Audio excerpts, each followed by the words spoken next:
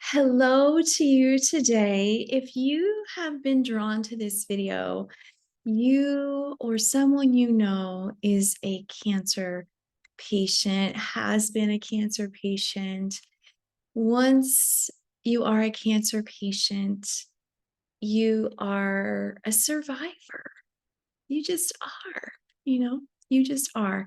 And what I am sharing with you today is um, part of the certification that I have just taken with Sloan Kettering Cancer Center is my synthesis of the information and how I can apply it to my group virtual yoga classes. This, of course, would also be applied in a different way with a one-on-one client. And I just want to share with you, if you have family or if you are a cancer patient and you want more information or want to connect with me about this, please, by all means, feel free to email me at angela@beautifyfaceyoga.com. I love sharing this wisdom with anyone who wants it. And I'm a dedicated teacher to the Cancer Lifeline out of Seattle, Washington. We uplift the cancer patients' lives to really feel that vitality in their treatment time, post-treatment, survival, and thriving. So this is a wonderful opportunity for you to learn about the challenges of a yoga student going through cancer treatment or even just on that healing path, because cancer treatments can be part of a system that can create a new way of living post-treatment. There may be neuropathy or um, limitations and of range of motion. So I'll go into this here in just a moment. I'm just going to share my screen with you. So excited that you're here to take this information in. And I just want to share that. Why can't I share my, oh, there it is. Oh my God. I just want to share that this is a deeply meaningful topic for me because I have a mom and a dad and grandparents who were touched by cancer. My mom is surviving cancer, and cancer pretty much affects, you know, anyone that you know. Either they know someone who has cancer or they themselves have had cancer. And I also have dear friends my age and younger who are cancer survivors. So the good news is there are a lot of great treatments out there, and there's also yoga for cancer. So let me dive in here, and I just want to share my themes and takeaways from this certification that I received. I want to share it with as many people as I can in this moment. Yoga for cancer is actually a new discipline. I only know of this one certification program through the Sloan Kettering Cancer Institute in New York City. And if you know of other ones, would you please share them with me? You could share them in the comments below in this YouTube video, or you can email me at angela@beautifyfaceyoga.com. And I just want to share with you, there are a myriad of cancer types. And we could go through each and every one and the contraindications of yoga poses for every cancer type. But in reality, it's better to look at it as a whole body experience, because no matter what kind of cancer that you have, there are some specific cancers, and I'll touch on them as we go, that require a real awareness of the range of motion limitation. And that's something to consider. But as a whole, as a yoga teacher, assessing each student can be helpful to curate a class experience that serves each student. Now, I teach a virtual class, and sometimes there are as many as about 20 people. And for the nature of that kind of learning, it's very difficult to assess each student in a group forum, because the reality is not everyone wants to share their story or be on the spot. Emotionally, there may be some challenges happening as they cope with cancer diagnosis, treatment, the the limitations that they have in their body, and they often don't want to be put on the spot. So to assess a student one-on-one is a totally different experience, and I do that with some of my clients that I work with. In a hospital setting, in a treatment setting, sometimes yoga teachers are invited to be a part of that. There are yoga therapists who come and help with mindset and use the body as a way to restore the mindset. So, looking at the different types of cancer can be very helpful in just knowing. So, if we're talking about a cancer of the head, the neck, like thyroid cancer, brain cancer, eye cancer, we really want to be sensitive to the range of motion of the head, the sensitivities around the neck and head. The neck in Ayurveda is this synthesizing of information from the body to the head. So if you have a situation with eye, brain, mouth cancer, and it's not necessarily affecting the next range of motion is going to be critical to assimilating information from the body. So just being aware of that notion is very helpful. Additionally, the any kind of cancers of the trunk of the body, so I'm talking about from the neck all the way down to the root chakra, is just mired with nuances around how the body can move and the range of motion of the different parts of the body. So if you have someone who's had breast cancer, this upper part of the body really needs to be protected and maybe even not attended to at all with yoga.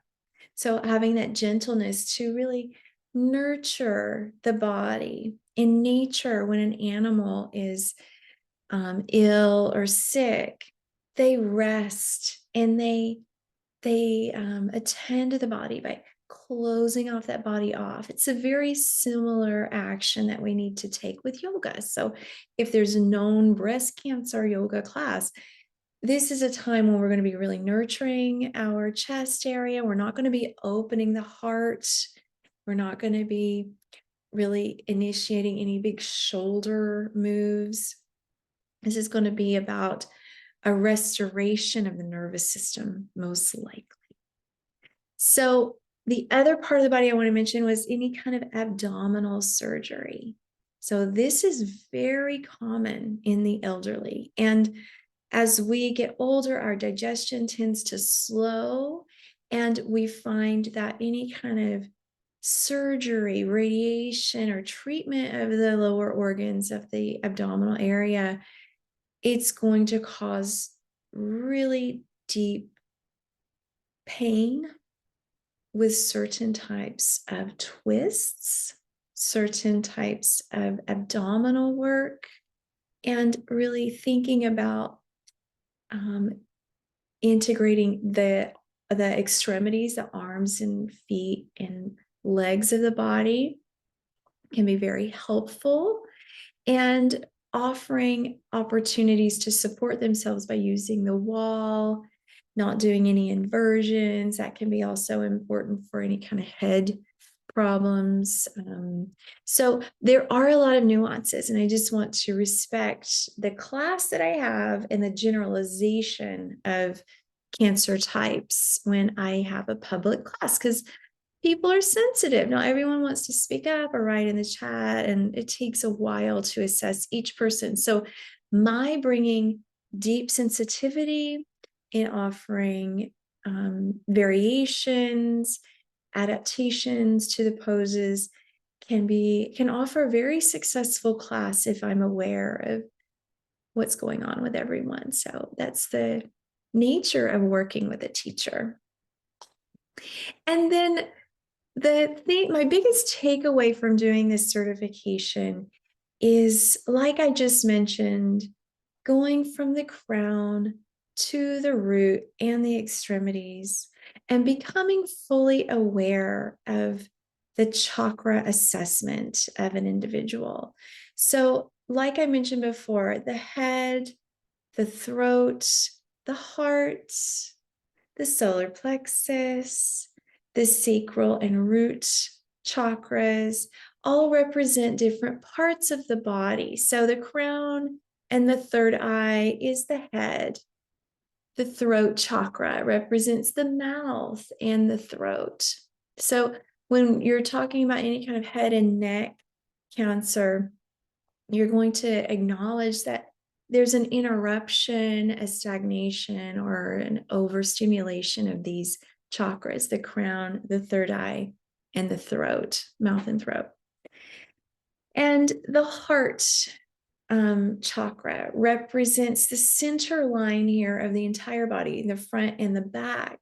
So we're looking at the lungs, the heart, and the kidneys. These are three organs that are going to have some deep problems. So air circulation, like breathing, may be difficult. Blood circulation is going to be a problem with any kind of chest or upper back cancers.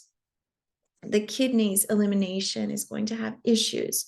So just bringing awareness to this problem that may be happening for people, knowing that there may be a limitation in range of motion of opening the chest, shoulders, can be helpful as a yoga teacher. The solar plexus includes the lower parts of the body, the abdominal organs. So we're talking about the digestive tract, the pancreas, the liver. So any kind of abdominal cancer can offer just as much limitation as this range of motion that we're talking about in the upper part of the body.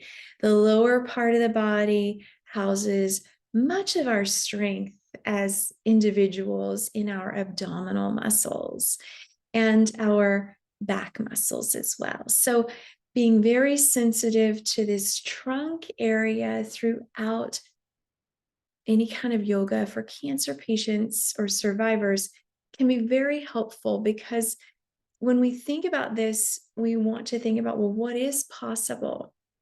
And then just moving on, the sacral and root chakras encompass the genitourinary system, our system of reproduction and elimination. So that whole pelvic floor area and our colon area can have very limited range of motion. So any kind of splits or forward folds, any kind of bridge pose or squats will probably be difficult.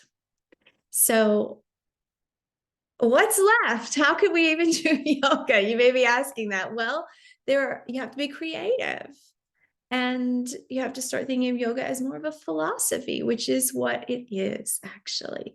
Asana practice is just one part of the 8 limbs of yoga that was sorted and put together by Patanjali. And we can look at the extremities as our space to really ignite freedom in the body. So we'll go into more of that momentarily. But I wanted to just suggest that when we are looking at yoga for a cancer patient, the physical abilities are what we really need to regard around how we can support the student. And with keeping in mind that pain and range of motion can limit the capacity for expanding the vayus. So in yoga, the vayus of the body are our ranges of motion. And I'm going to go through all 5 of these here. Prana is it literally means energy in Sanskrit. And prana brings us inward. It helps us to inspire energy. So, what I mean by that is that we all have prana. It's just a matter of how much. In Sanskrit, prana has a number of definitions, one of which is vital life force, which I think is a great definition for this context. So, prana is something that if we're alive, we have it. Whether it's vital or depleted is another thing. But keeping in mind that prana is one value where we want to consider and assess. You can assess that by just looking at someone. You can tell if they're emaciated, depleted, and what their capacity may be. If it's someone that's looking kind of robust, we still may not know the level of depletion that they have, but you can kind of assess that visually. And of course, verbally is even better. The other value, apana value. This squat is a wonderful explanation, and I'll have a few symbols here, which we'll kind of synthesize at the end. But apana value is the downward eliminating energy of the body. So when we eat, it goes down, goes into the mouth and down through the digestive tract. When we breathe, breathing into the belly is apana vayu. It helps to organize our diaphragms in the upper and lower part of our abdominal area. So apana vayu is a truly magical force because part of living is eliminating. We eat, we eliminate. We have a baby, we eliminate. We have a baby, we eliminate sperm to have the baby. So this is all part of our life force and part of the motions of our body. So we've got prana, we've got apana. Udana. Udana is my favorite vayu because it is the upward motion. It represents creative energy. So to be able to lift the body up means that we can create different shapes like chair pose. I love this fine person here. She's doing an adaptation of chair pose, which the hands are normally straight up. She's doing an adaptation to preserve her range of motion. So that's a very smart thing to do as a cancer patient. Creative energy, if you think about this, as we are breathing in, we're able to breathe out. It goes up and out. So we're creating a flow of energy. We are creating a baby when the sperm moves up to the ovum and keeps it there. And the upward motion allows the baby to grow, the fetus to grow, and then become a baby. And then we eliminate with apana vayu.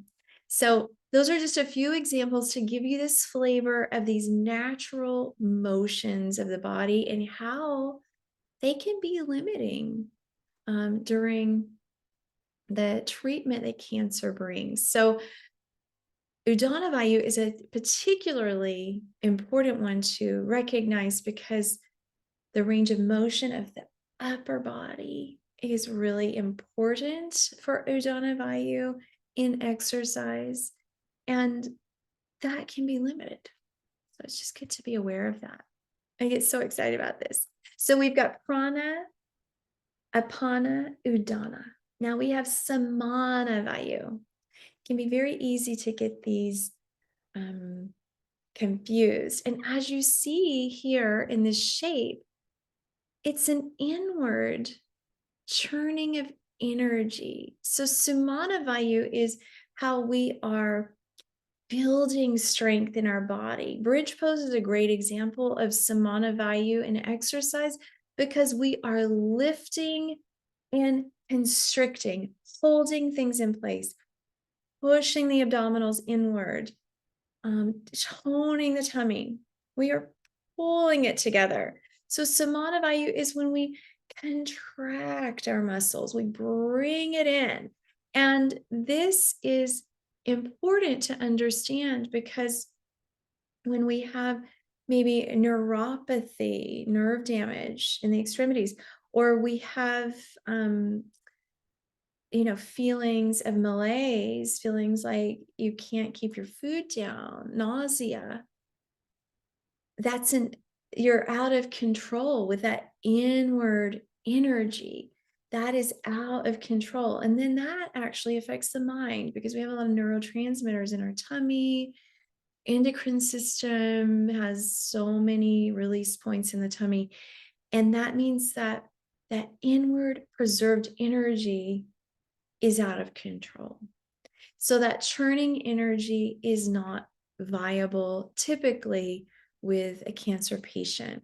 And preserving that energy is it's just helpful to understand this because that preservation is not always possible with that looseness and that out of control feeling that some cancer patients can have, which is why yoga is so wonderful.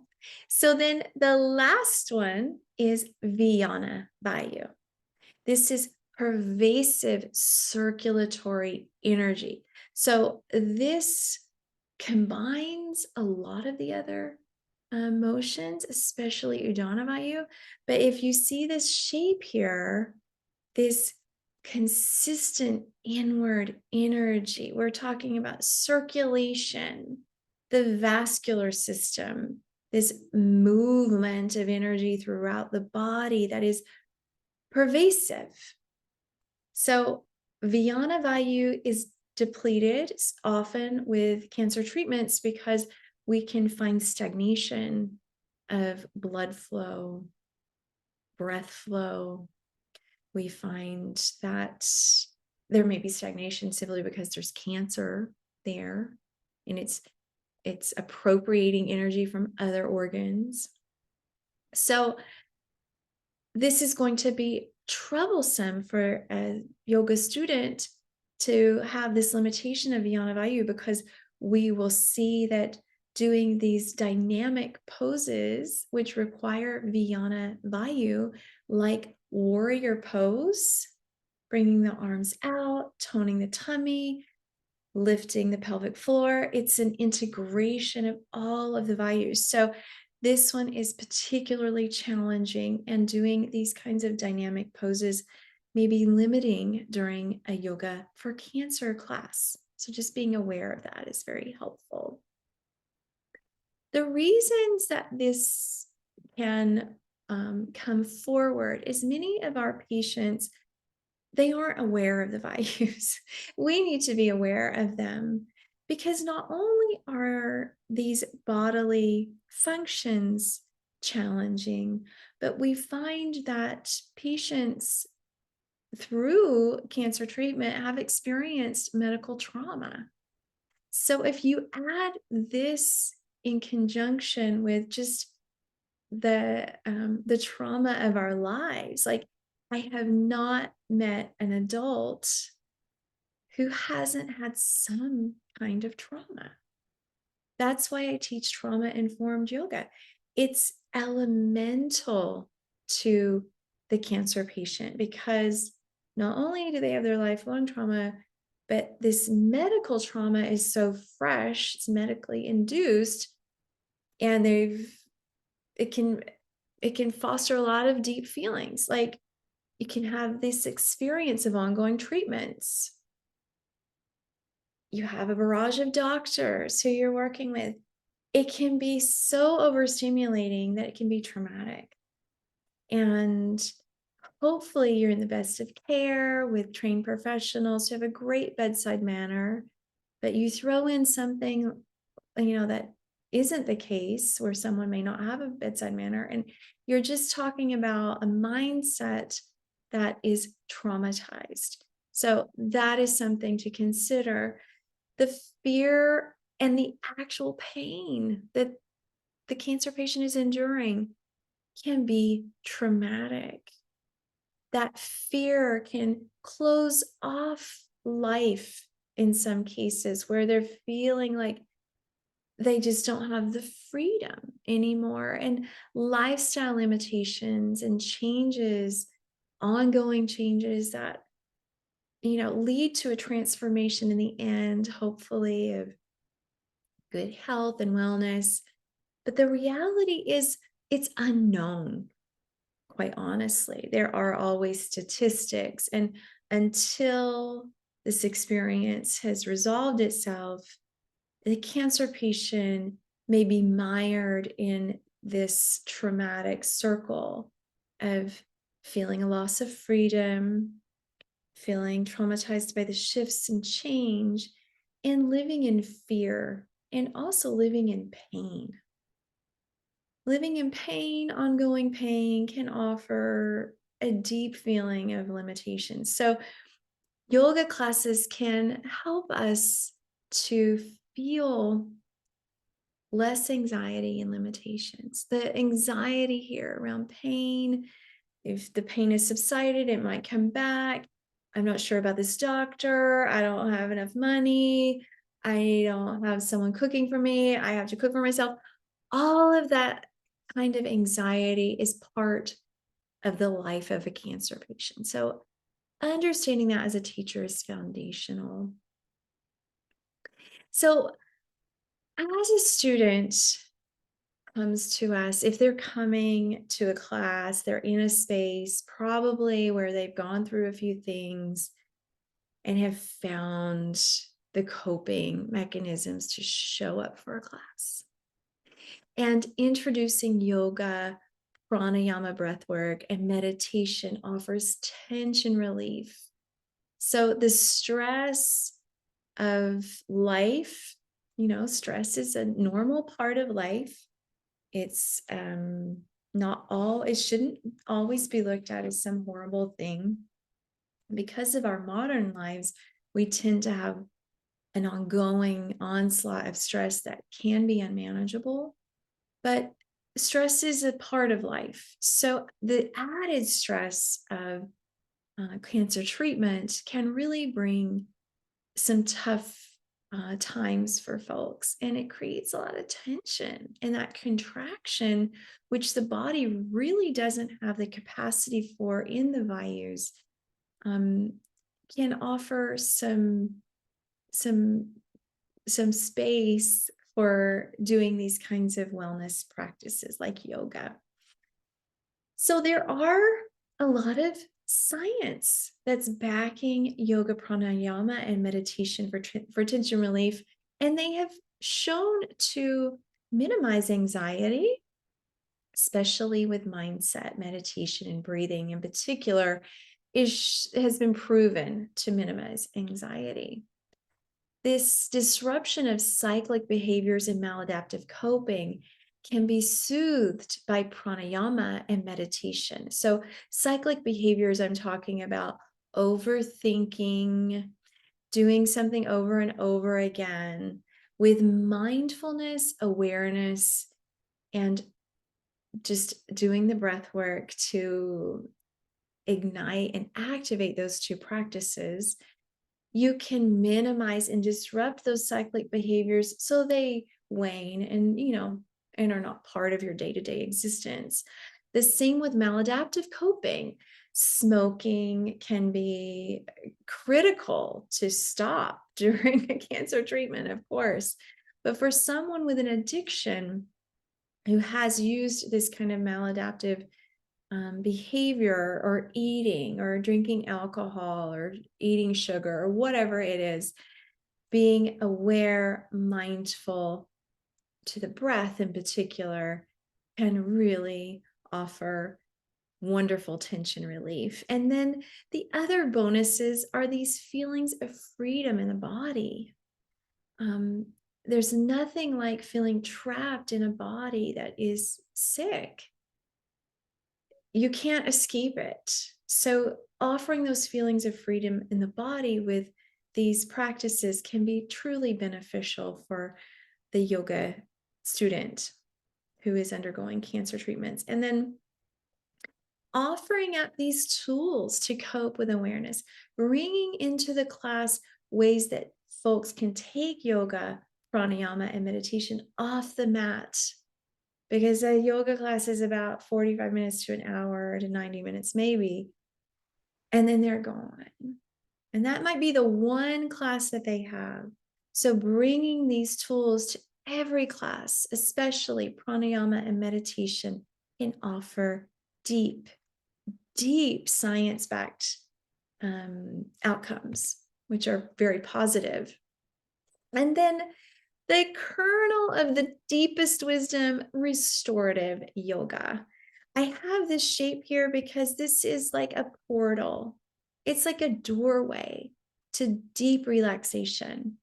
We can invite our students to feel the benefits in our class of the rest and digest model. So when we rest, we're able to calm the nervous system so our blood flow and circulation can focus on our digestion, our digestive tract. But we also digest our emotions at the same time. Like some people even think that we digest in our tummy our emotions, but their mind gut connection is very real. There's a lot of science to back that. And we can use this time to minimize fight or flight feelings. So, those feelings of anxiety, cortisol, and adrenaline are rushing through the body. Offering a restorative yoga sequence as part or as an entire class for a cancer patient can be incredibly beneficial. And then better digestion is an outcome, which is profoundly holistic and really the mark of how we're going to build better blood and to, resolve our cancer issues with good, sound, holistic practices, which I personally love. So, this portal of restorative yoga is the gemstone, the cornerstone of a yoga for cancer practice. And then, just my personal takeaways from getting this certification is that trauma informed yoga is crucial. If you are teaching yoga to cancer patients, consider studying or getting a certification in trauma informed practices around yoga. This is especially important because like I said, there isn't really enough time to assess each student in our classes. And if we look at the shapes in this slide, think of that as each person in the class having different needs, different concerns, different symptoms, different neuropathies, different issues, and thinking about each and every person in the class. How can you be inclusive? Assessing each student to their comfort level is helpful. And sometimes you have to do it visually. It's just how it is right now in our world where people don't really, especially if you're a trauma-informed teacher, most people don't want to talk about this stuff in a group forum. So one way, if you have a private, I'm in a public class, if you have a private studio that you're working in, you could ask each student to do an assessment before you walk into the class, and that would be very valuable activity to do to elevate your teaching style. You want to state and restate lessons of awareness. So in this way, my interest here is around be aware of the breath. Notice the feeling of the body in this pose. Notice any uncomfortable feelings. How can we assuage a feeling of delight and joy in this pose? Inviting the student to help themselves with adaptations that you show them. So offering and suggesting those principles of awareness is going to really ripple into their healing in a dynamic way. And then, as I mentioned before, anticipate the range of motion limitations. So, like I said, each and every person has a different problem, a different range of limitations, a different experience. So, anticipate all these different shapes, colors, feelings, and all of the range of adaptations that you need to prepare for. Just be ready. Be a good teacher. Be a teacher that holds space. So when you think of this holding of space, this may be a new idea for you. Um, it's it's truly important. You want to have a sacred, safe space for each student to be who they are, to be that person who is traumatized in their own way, on their own healing journey, struggling with certain neuropathies, struggling with range of motion, and everyone is going to be different. Extend objectivity and observe each student without judgment. This is a critical action to take because you don't want to say, "Oh yeah, um that's Kyle. They are always depressed when they come to class." We have good days and we have bad days. And we have days when our arm hurts and we have days when we can be fabulous and extended. So every day is different, every class is different.